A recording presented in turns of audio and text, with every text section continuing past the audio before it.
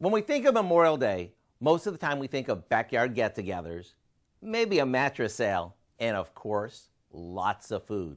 However, I want to make sure that we don't lose sight of what the day is truly about, remembering those who gave of their life so we can live in freedom. And with that being said, I want to share a recipe for what I call the ultimate hero burger.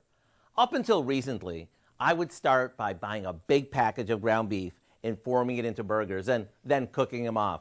They were good, but when I have a bunch of people over, I found it's a lot easier to use premium frozen burgers since I can cook them right from the freezer.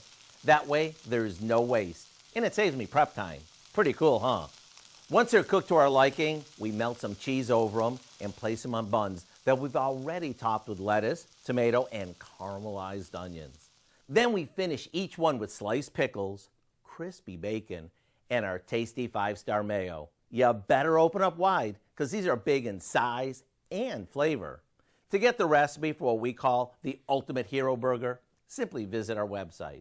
I'm Howard in the Mr. Food Test Kitchen, where today we found a memorable way for you to say, "Ooh, it's so good."